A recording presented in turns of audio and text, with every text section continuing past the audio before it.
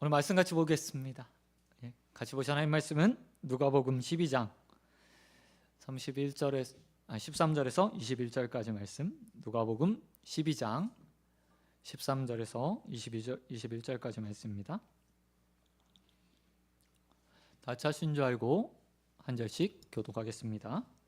무리 중에 한 사람이 이르되 선생님, 내 형을 명하여 유산을 나와 나누게 하소서 하니, 이르시되 이 사람아, 누가 나를 너희의 재판장이나 물건 나누는 자로 세웠느냐 하시고, 그들에게 이르시되 삼가 모든 탐심을 물리치라. 사람의 생명이 그 소유에 넉넉한 데 있지 아니하니라 하시고, 또 비유로 그들에게 말하여 이르시되 한 부자가 그 밭에 소출이 풍성하매 심중에 생각하여 이르되 내가 곡식 쌓아둘 곳이 없으니 어찌할까 하고, 또 이르되 내가 이렇게 하리라. 내 곳간을 헐고 더 크게 짓고 내 모든 곡식과 물건을 거기 쌓아두리라. 또 내가 내 영혼을 이르되 영혼아, 여러 해 쓸 물건을 많이 쌓아두었으니 평안히 쉬고 먹고 마시고 즐거워하자 하리라 하되, 하나님은 이르시되 어리석은 자여, 오늘 밤에 내 영혼을 도로 찾으리니 그러면 내 준비한 것이 누구의 것이 되겠느냐 하셨으니, 같이 읽겠습니다. 자기를 위하여 재물을 쌓아두고 하나님께 대하여 부요하지 못한 자가 이와 같으니라. 아멘. 아멘. 오늘 말씀 가지고 하나님께 부요한 자, 하나님께 부요한 자라는 제목으로 말씀 같이 나누겠습니다. 오늘은 누가복음 강해 벌써 쉬운 한 번째 말씀을 나누고 있습니다. 1년 동안 누가복음 주일마다 누가복음 강해를 했고, 올 한 해도 아마 누가복음 강해를 열심히 해야 누가복음이 끝날 것 같습니다. 올 한 해 아마 마지막 주 정도 되면 누가복음이 끝나게 될 것 같습니다. 우리는 지나간 시간 누가복음 앞에 말씀을 통해서 예수님께서 제자들을 향해서 바리새인의 외식을 경계하라라고 말씀하셨던 것을 보았습니다. 이 바리새인의 외식, 그리고 우리가 경계해야 될 그것은 다른 것이 아니라 사람이 나를 어떻게 판단할까를 생각하며 행동하는 모든 것들을 이야기합니다. 특별히 예수님께서는 제자들이 앞으로 많은 사람들에게 앞에 서서 자신을 증언해야 될 때가 올 거라고 말씀하시면서, 그때 왜 바리새인처럼 사람이 나를 어떻게 판단할까, 어떻게 바라볼까, 어떻게 평가할까를 보면서 입을 닫을 것인가 말 것인가를 고민하지 말라고 이야기하셨어요. 그리고 누구 앞에 서던 어디에 서던, 그가 고발을 당하던 법정에 서던 권세자 있는 자들 앞에 서던 상관없이 예수님을 시인하는 삶을 늘 살아야 된다고 제자들에게 이야기하고 하셨습니다. 우리도 이 땅에 살아가면서 마찬가지죠. 지난 한 주간 살면서 어떻게 사셨는지 모르겠습니다. 사람들이 나를 보면서 그리스도인이라고 인정할 만한 모습으로 사셨는지, 아니면 내가 내 입으로 나는 그리스도인이요 라고 말하며 주님을 증거하며 사셨는지 모르겠어요. 사람들이 혹시 나를 그리스도인이라고 내가 말하면 안 좋은 눈으로 볼까 봐, 우리 세상의 사람들이 우리를 강아지 도쿄라고 부르잖아요. 그렇게 부를까 봐 혹시 내가 기독교인이라고 말하면 나 역시도 그렇게 취급받지 않을까 봐 입을 꾹 닫고 사셨는지, 아니면 삶에서 또 어디를 가든지 누구를 만나든지 늘 예수를 증오하고 사셨는지 스스로에게 묻고 답하는 시간이 되었으면 좋겠습니다. 그런가 하면 오늘 그렇게 예수님께서 외식하는 인생이 아니라 주님을 증거하는 인생으로 살라고 말씀하셨던 그 주님이 오늘 또 다른 가르침을 우리에게 주시는 것을 보게 됩니다. 오늘 본문 말씀의 시작은 한 사람이 찾아와 예수님께 부탁하는 장면으로 시작합니다. 근데 그 부탁이 무엇이었습니까? 본문 13절 말씀을 보니까 이렇게 한 사람이 이야기하죠. 선생님, 납비여, 내 형이 아버지의 유산을 나에게 주지 않습니다. 나에게 돌아올 유산을 주지 않습니다. 그러니 그것을 나눠주게 해주십시오 라고 이야기합니다. 근데 유대 사회에서 이게 되게 재밌어요. 유산 상속이요. 왜냐하면 결혼한 형제들이 있으면 아버지가 죽으면 유산을 동등하게 나눠요. 그런데 결혼하지 않은 형제가 있으면 큰 형이 우선 맡아서 관리를 하면서 가지고 있다가 결혼을 하면 그때 나누어 줍니다. 왜냐하면 가부장 사회였기 때문에 형제, 특별히 결혼한 형의 역할이 굉장히 컸어요. 그리고 그 형은 당연히 자신의 형제들을 부양해야 될 의무를 가지고 있었습니다. 그렇기 때문에 이 형에게 모든 재산들이 가는 게 일반적인 상식이었어요. 하지만 결혼을 한 많은 형제들이 있다면 당연히 어떻게 해야 돼요? 나누어 줘야 되죠. 아마 이런 문화를 생각해 보면 아무래도 이 형제들은 분가해서 따로 사는 상황이었던 것으로 보여집니다. 아니면 탕자처럼 그 재산을 가지고 형에서 독립하고 싶었던 마음이 있어서 그렇게 말했을 수도 있죠. 하지만 분명한 것은 이 형제들은 똑같이 유산을 상속받고 나누는 것이 관례였어요. 그런 상황 가운데서 그 형이 아버지의 유산을 독식한 것으로 보여집니다. 그리고 이것을 해결하기 위해서 누구한테 왔어요? 예수님께 왔어요. 그리고 예수님께 부탁을 합니다. 내 형을 명해서 유산을 나누어 줄 수 있도록 해주십시오 라고 명하는 거예요. 이렇게 한 이유는 다른 것이 아니라 당시의 사회에서 재판관의 역할을 누가 했는가를 우리가 알아야 돼요. 당시의 사람들의 재판관들은 마을의 장로들이나 아니면 선생들과 같은 납비라고 말하는 명망 있는 사람들이 대신해 주었습니다. 사법기관이 있었지만 그런 것들은 중범죄나 아니면 살인과 같은 일들 일때만 했고요. 사형제도가 내려야 되는 일들 가운데는 노마에서 관장을 하고 나머지들은 다 유대 사회에서 자신의 마을에서 이렇게 명망 있는 사람을 통해서 장로들을 통해서 결정 내어지고 그 결정에 따르는 것이 관례였어요. 그런데 예수님은 어떤 분이었어요? 당시에 있어서 슈퍼스타였어요. 12장 1절에서 보면 지난주에 말씀드렸던 것처럼 무리 수만 명이 예수님을 따르는 상황 가운데서 이 일이 생긴 거예요. 모든 사람들이 예수님을 추앙했고 따랐고 또 예수님의 말씀이라면 귀를 쫑긋 세우고 듣는 상황이었어요. 그러니 예수님께서 그 유산 나눠주는 게 옳아, 그게 율법으로 맞는 거야 라고 말하면 그 형은 당연히 따를 수밖에 없었던 거예요.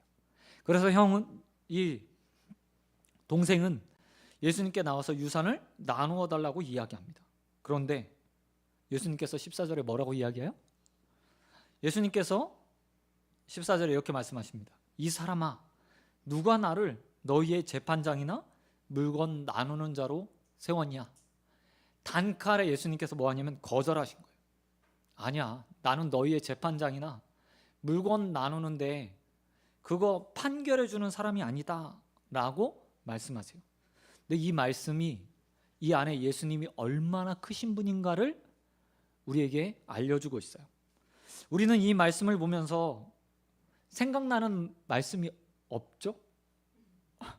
있어야 되는데 없습니다. 근데 유대인들은 이 말씀을 들을 때 생각나는 말씀이 있었어요. 그게 바로 구약의 모세예요. 모세. 여러분, 모세가 이집트에서 왕실에서 살 때 40살쯤 되어서 한 일을 벌이잖아요. 자신의 민족의 괴로움들을 보면서 어떻게 하면 그들을 해방시킬 수 있을까 고민하던 찰나에 애굽 사람이 히브리 사람을 때리는 걸 보고 어떻게 해요? 가서 이집트 사람을 죽여버려요. 그리고 며칠 있다가 다시 그곳에 가서 봤더니 같은 히브리 사람들끼리 싸우고 분쟁하는 거예요. 이때 모세가 또 가서 막 훈계를 하죠. 그러니까 이 싸우던 히브리인들이 뭐라고 얘기해요? 오늘 똑같은 말씀을 하는 거예요. 예수님처럼. 언제 내가 너희를 재판관으로 세웠어? 언제 우리가 너보고 판결해 달라고 했어? 이 살인자 우리를 죽이려고 하는 거 아니야? 라고 말하자 모세가 도망쳐 버리죠. 모세는 히브리 사람들에게 배척을 당했어요. 구원자로 그 앞에 서고 싶었지만 모세는 인정받지 못했습니다. 그런데 오늘 주님은 스스로 와서 유대인들이 뭐라고 얘기해요? 우리의 재판관이 되어 주십시오. 선생님, 우리의 삶에 판결을 내려주셨으면 좋겠습니다 라고 부탁하는 거예요. 그때 예수님은 단칼에 거절 딱 하시면 이렇게 말하는 거죠. 이 말씀 안에는 거절도 있지만 내가 모세보다 큰 자라는 사실을 보여주는 하나의 예화의 말씀이에요. 실제로 마찬가지죠. 예수님께서 이 땅에 우리의 구원자로 오셨어요. 모세가 히브리인의 구원자로 그냥 한 민족을 구원했다면 예수님은 전 인류의 삶을 구원할 자로 이 땅에 오셨습니다. 단순히 우리의 삶을 잘되게 하거나 부하게 하거나 아니면 무엇인가 문제들을 판결해 주면서 해결해 줄 뿐이 아니라 우리 인생의 전체의 죄를 놓고 그 무게의 경중을 달아 우리를 심판하실 심판주로 이 땅에 오셨죠. 그 주님이 얼마나 모세보다 크신 분이겠어요. 그 말씀을 우리에게 가르쳐 주기 위해서, 또한 이 말씀을 듣는 유대인들을 향해서 나는 모세보다 더 큰 이라는 사실을 이 말씀 하나로 증거해 주고 계신 거예요. 사랑하는 성도 여러분, 우리 주님을 바라보면서 언제나 주님이 얼마나 크신 분인지 알고 주님을 따르는 저와 여러분 되시길 주님의 이름으로 축원드립니다. 그런가 하면 이렇게 자신이 큰 일을 이심을 나타내신 이후에 예수님께서 그 사람의 마음을 아시고 또 모든 인생에 추구하는 마음을 아시고 가르침을 주시게 됩니다. 15절 말씀 보시기 바랍니다. 우리 15절 함께 읽도록 하겠습니다. 시작.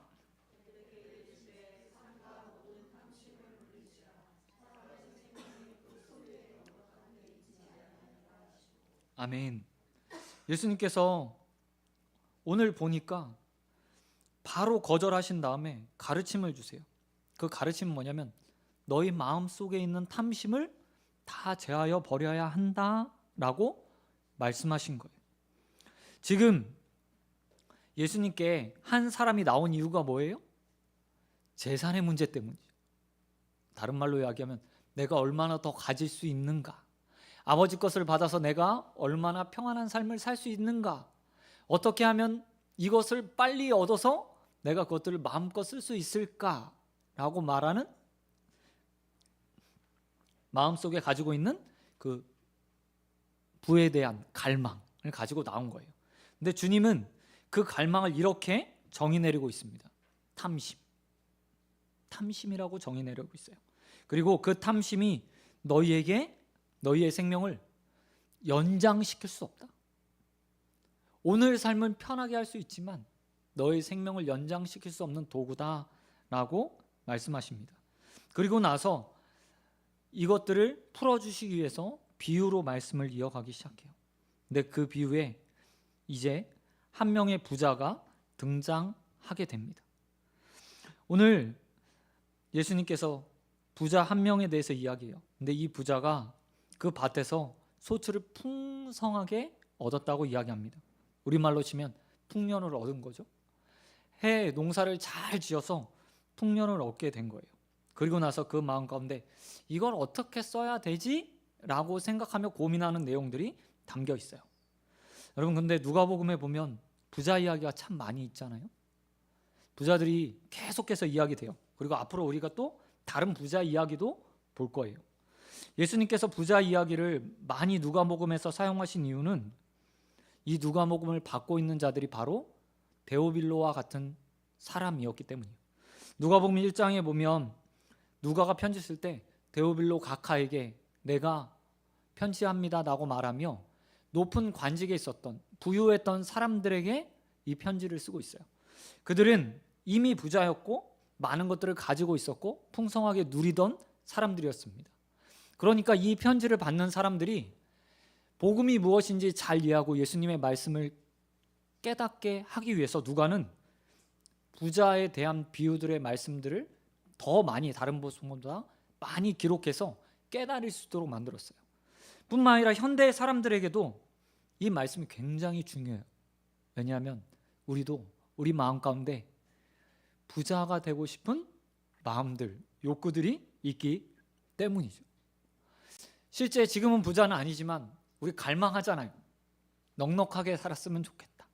풍요롭게 살았으면 좋겠다. 돈 걱정하지 않고 살았으면 좋겠다.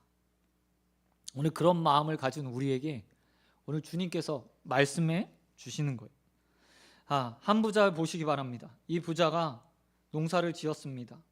풍성한 소출을 얻었어요. 그리고 나서 고민을 하죠. 그 고민은 무엇입니까? 17절에 이렇게 기록하고 있어요. 심중에 마음속에 생각했다.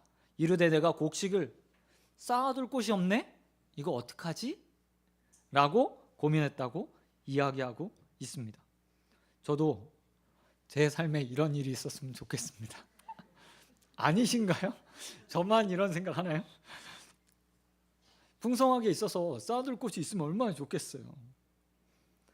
이렇게 고민하던 그가요, 고민을 얼마 하지 않고 바로 결론을 내려요.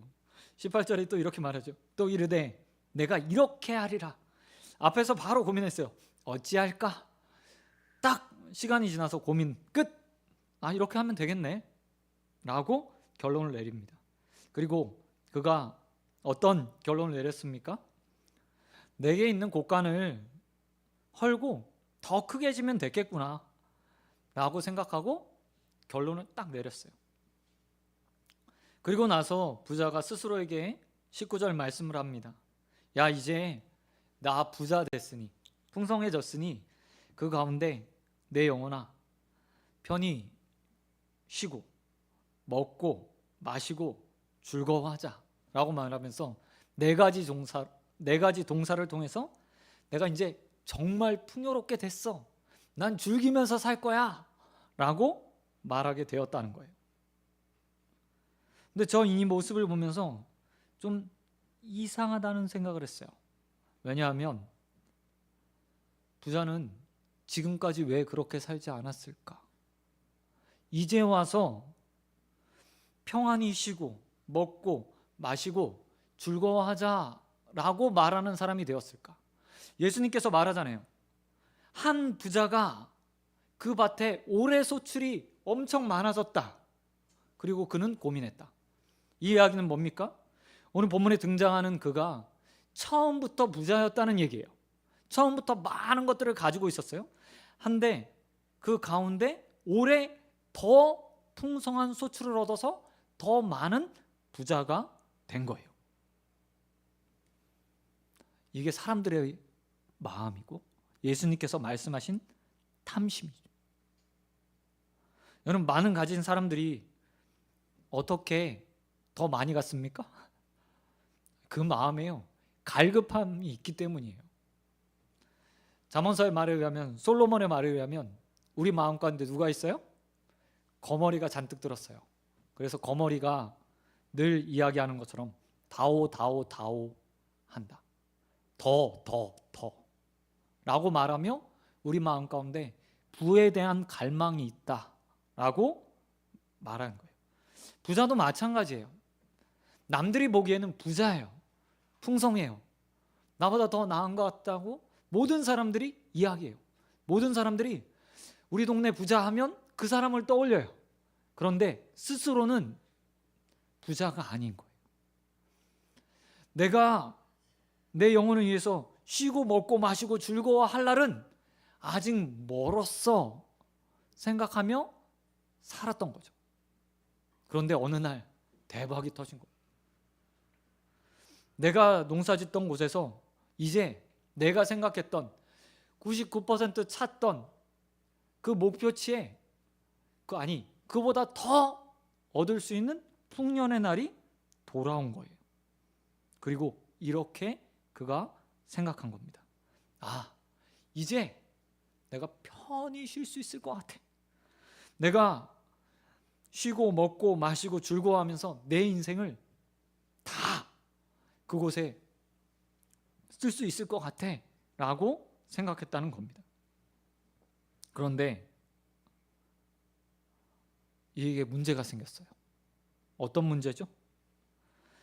20절 말씀해 보니까 예수님께서 그의 인생을 완전히 나락으로, 저 밑바닥으로 들어가게 만들어요. 20절에 예수님께서 이렇게 말씀을 이어가세요. 하나님이 이르시되 어리석은 부자여 오늘 밤에 내 영혼을 도로 찾아가리니 그러면 내 준비할 것이 누구의 것이 되겠느냐? 이 이야기는 뭡니까? 실컷 이제 기다렸다가 참았다가 끊임없이 불을 갈망하고 간구하면서 목표치 이상을 딱 채워서 나는 이제 편안히 쉴 수 있어 라고 했는데 영원히 쉬게 돼버렸네. 그러면서 예수님께서 묻죠. 그렇게 열심히 노력했는데 그 목표 채웠는데 그 재산 누구께 될까? 라고 말씀하신 거예요. 누가 재산을 얻었을까요? 당연히 그의 자녀들이 얻었겠죠.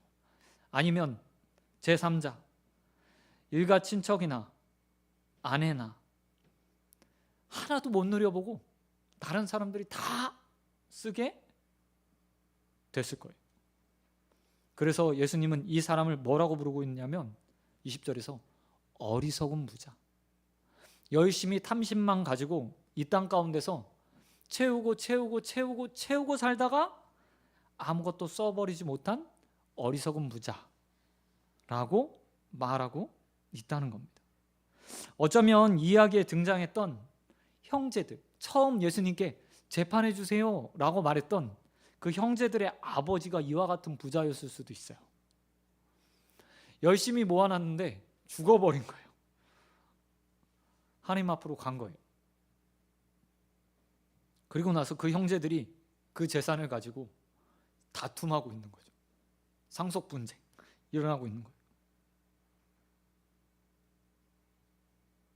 근데 그 모습이 오늘 이야기에 등장하고 있는 부자의 모습이 마치 어리석은 우리의 인생과 같다는 겁니다. 특별히 오늘 본문에서 부자가 18절에 곡간을 새로 짓겠다라고 이야기하잖아요.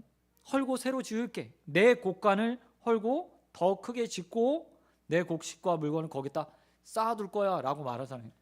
그런데 우리 성경에는 이 곡간 했을 때 단수로 표현되어 있지만 헬라어 성경에 보면 이 곡간이요 다 복수예요. 다른 말로 이야기하면 곡간이 한두 개가 아닌 거예요. 그리고 더 크게 짓겠다고 말한 그 곡간도 다 복수 형태로 돼 있어요. 그러니까 수십 개의 대여섯 개 이상의 우리가 생각하는 2개 이상의 아주 큰 곡간이 있었고 이제 풍년이 되어서 더 큰 곡간을 얻은 거예요. 근데 하나도 못 쓰고 다 누구의 것이 됐어요? 다른 사람들의 것이 됐어요. 죽은 다음에 그 부자에게 그 재물은 아무 소용없는 거예요. 쓸 수도 없는 것이고 그가 말했던 것처럼 내 영혼을 위해서 내가 쉬면서 먹고 마시고 즐거워하면서 여생을 보낼 기회가 다 사라져 버린 거예요. 예수님은 우리에게 우리의 마음속에 있는 탐심을 이렇게 표현하고 있어요. 너 열심히 일하고 있는데 오늘 내가 죽으라고 이래서 내일 평안히 잘 살아야지 노력하고 있는데 주님께서 오늘 네 영혼 가져가면 어떻게 하려고? 주님께서 이미 너에게 허락한 것이 있는데 부자처럼 더 모아야 내가 평안히 쉴 수 있을 것 같아. 그래야 내가 먹고 마시고 즐거워하면서 내 인생을 즐길 수 있을 것 같아 라고 말하며 오늘 즐기지 못하다가 오늘 하나님께서 네 인생 오늘 저녁에 데려가시면 내일 어떻게 하려고? 라고 질문하고 있는 거예요. 사랑하는 소원교회 성도 여러분, 우리는 어리석은 부자가 되지 않기를 주님의 이름으로 축원드립니다. 주님께서 그래서 마지막 21절에 이렇게 말씀하세요. 자기를 위하여 재물을 쌓아두고 하나님께 대하여 부유하지 못한 자가 이와 같다. 이 이야기는 뭐냐면 이런 거예요. 오늘 네 인생에 재물이 쌓여 있어. 근데 하나님 앞에서 부유해야 돼. 하나님 앞에 바치라는 얘기가 아닙니다. 뭐냐면 하나님께서 주신 것 가지고 감사함과 풍요함으로 그것들을 누리면서 사는 인생이 돼야 돼 라고 이야기하고 있는 거예요. 사도 바울의 표현으로 하면 뭐예요? 자족하는 인생을 살아야 돼 라고 말하는 거예요. 또한 이 말은, 부요하겠다는 말은 하나님의 뜻대로 그 재물들을 사용하면서 살아야 돼라고 말씀하신 것 같아요. 오늘 어리석은 부자로 말씀되는 이야기에 등장하는 부자는 자기를 위해서 무엇인가 쌓았던 사람이었습니다. 자기의 즐거움을 생각했던 사람이었어요. 그래서 자기를 위해서 큰 곡관도 지으며 재물을 잔뜩 쌓고 그가 스스로 말해요. 이제는 내가 즐거워할 것이다 라고 말했어요. 하지만 그에게 남은 건, 그 영혼이 떠나간 이후에, 하나님 앞으로 간 후에 그가 쓸 수 있는 건 아무도 없었죠. 그런 부자의 모습들을 보면서 하나님께 부요한 자가 돼야 돼 라고 말하며 주님께서 하나님 뜻대로 오늘 너에게 주어진 그것, 자족하고 감사하고 즐기며 살아가며 또한 하나님께서 원하시는데 풍성하게 그 물질을 쓰는 인생이 되어야 된다고 말씀하고 계세요. 사랑하는 소원교회 성도 여러분, 2024년도 적금, 예금 아니면 어떤 인생의 목표, 올해는 꼭 내가 부자 되리다 라고 생각해 놓은 거 계시세요? 장담하지 마십시오. 우리의 인생이 내일도 어제처럼, 아니 오늘 아침처럼 눈을 뜨고 일상을 살 거라고 생각하지 마세요. 오늘 주님 앞에 내 인생이, 오늘 하루가 마치 인생의 마지막인 것처럼 생각하며 하나님께서 주시는 물건들을, 재물들을 가지고 하나님의 영광을 위해서 또한 하나님께서 원하시는 대로 사용하는 저와 여러분 되시길 주님의 이름으로 축원드립니다. 말씀 맺으면서 한 이야기를 좀 하도록 하겠습니다. 저의 아이들의 이야기를 하면 제가 1,000원씩 줘야 돼서 오늘은 아내의 이야기를 좀 하도록 할게요. 얼마 전에 아내가 예금이 만기됐다고 아주 좋아했습니다.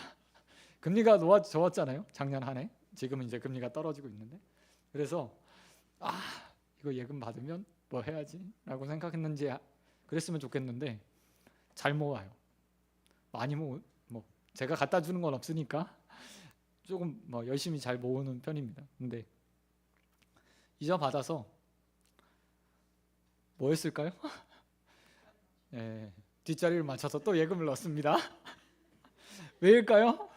모으는 기쁨이 있으니까요. 근데 이 한 주 완전히 그 기쁨이 다 사라졌어요. 아내가 일하는 곳에서 교육을 안 받으면 면허가 취소돼요. 치위생사로 일하는데, 근데 거기에 몇 년 동안 교육받았어야 되는데 밀렸는데 그 이자만큼 교육비를 내야 되는 상황이 온 거예요. 쌓아두면 행복할 것 같았는데 단숨에 그냥 저는 인생이, 우리는 예측하고 준비하고 내일 더 행복한 것을 추구하면서 살려고 해요. 그게 정말 잘 사는 인생이라고 사람들이 말을 합니다. 그래서 연금도 들고 노후를 대비하기 위해서 이것저것 투자도 하고 하잖아요. 근데 아무도 예측할 수 없어요. 오늘 하나님 앞에서 우리가 하나님께서 원하시는 대로 살지 못하면 내일 그 기회가 주어질까 고민해야 돼요. 부자들이었던 사람들은 더더욱 고민하겠죠. 부자가 되기 위해서 얼마나 노력했겠습니까? 그리고 그 부를 유지하기 위해서 얼마나 노력하겠어요? 그런 그들이 인생의 부를 위해서 계속 쫓아가고 있지만 그들은 모르고 있어요. 언제 주님이 그의 인생을 거두어 가실지 모르며 살죠. 우리도 그런 어리석은 자가 되지 않기를 주님의 이름으로 축원드립니다. 그래서 2024년도 정말 저와 여러분이 사도 바울처럼 주님께서 이미 허락하신 것에 대해서 감사하고 또 주실 것에 대해서 어떻게 사용할까 고민하고 또 허락하시면 그 가운데 하나님 앞에서 부유한 자처럼 나누고 베푸는 인생들로 언제나 서는 저와 여러분의 2024년도가 되시길 우리 주님 예수 그리스도의 이름으로 축원드립니다. 아멘. 이 시간 찬양하고 하나님 앞에 함께 기도하는 시간 가졌으면 좋겠습니다. 갖도록 하겠습니다.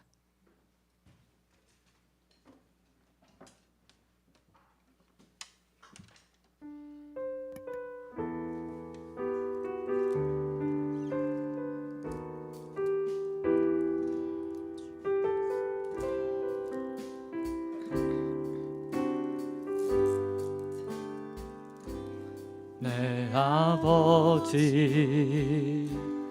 그 품 안에서 내 영혼이 안전합니다. 주 손길로 내 삶을 안으시니 그 평강이 나를 덮습니다. 내 아버지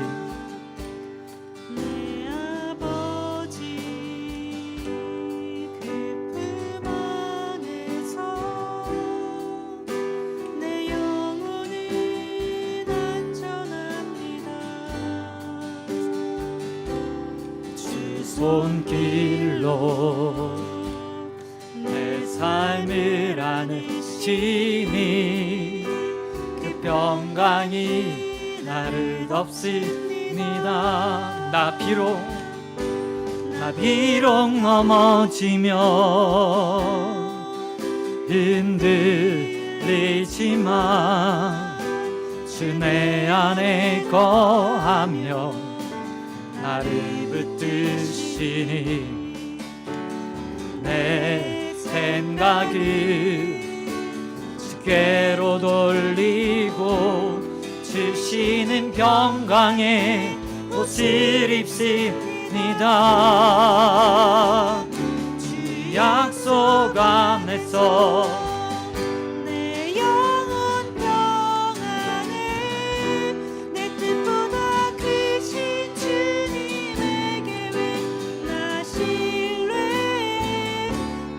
두려움 다 내려놓고 주님만 의지해 주 안에서 내 영혼 안전합니다. 주 약속 안에서 내 영혼 평안해. 내 뜻보다 크신 주님의 계획 하실래. 두려움 다 내려놓고 주님만 의지해. 주 안에서 내 영혼 안전합니다. 이 시간 함께 기도하겠습니다. 여러분, 여러분의 안전은, 여러분의 평안은, 여러분의 먹고 마심과 쉼과 즐거움은 하나님께서 주시는 겁니다. 물질에 많고 적음에 있지 않습니다. 오늘 이 시간 함께 기도하실 때 주님께서 주신 것들에 자족하고 하나님을 위해서 그것들을 사용하며 하나님께 언제나 평안과 기쁨, 하나님 안에서 평안과 기쁨을 누리는 인생들로 2024년도를 살아가게 해달라고 우리 함께 기도하며 주님 앞에 같이 나가도록 하겠습니다. 우리 같이 기도하겠습니다. 하나님 아버지 감사합니다. 하나님 아버지 오늘 말씀을 통해서 하나님 아버지 주님을 바라보며 하나님 우리에게 하신 하나님 너무나 감사드립니다. 하나님 아버지 주님, 우리는 물질을 쫓고 어떤 마음들에 바라며 하나님 아버지 그 가운데 우리의 평안한 안전함들을 추구하지만 하나님 아버지 그 모든 것들이 우리의 삶은 것이 아니라 우리의 생명을 주관자가 되시며 우리의 삶에 참된 평안을 주시는 그 하나님께서 그것들을 허락하실 때 그것들을 누릴 수 있음을 고백합니다. 하나님 아버지 우리 믿는 자들 있도록 도와주시옵소서. 하나님 아버지 주님 안에 우리 믿음으로 하나님 앞에 고백하게 하시고 하나님의 뜻을 따라 살아가며 하나님께서 주신 것들을 간직하며 감사하는 마음으로 서게 하여 주시옵소서. 어리석은 자와 같이 하나님 아버지 나의 열심과 수고와 것들을 통해서 하나님 아버지 나의 삶의 평안들을 유지하려는 인생들이 아니라 주님께서 주시는 것들을 통해서 감사하며 하나님 살아갈 수 있는 자들이 있도록 함께 하여 주시옵소서. 오 주님 아버지 믿습니다. 하나님 아버지 어렵게 주시려는 주님께서 고마운 저는 이를 싸운 얘기 아버지께서 붙들어 주시옵소서. 하나님 아버지 그 안에 하나님 평안이 있습니다. 오 주님 아버지 믿음의 한 해가 되게 하여 주시옵소서. 하나님 아버지 주님 앞에서 온전히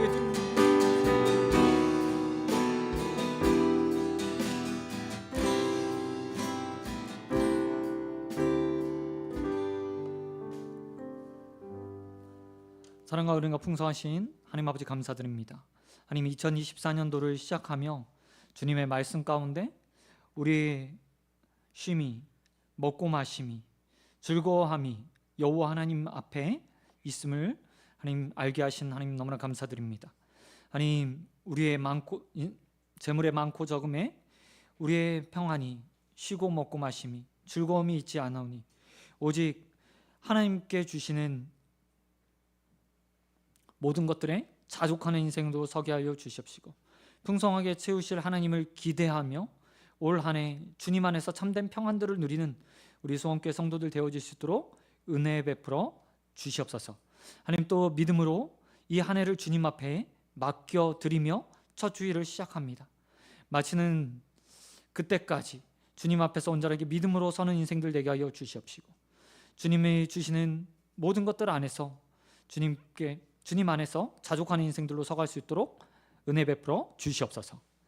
이제는 우리 주 예수 그리스도의 은혜와 한량없는 하나님의 사랑과 성령의 교통하심이 2024년도 우리의 평안이 주님 앞에 있음을 믿고 우리의 인생을 의탁드리며 자족하는 인생들로 서게 원하는 모든 예배자들과 또 공예배로 나와 하나님 앞에 예배드리는 그리스도인들 앞에 영원토록 함께 있을지어다. 아멘.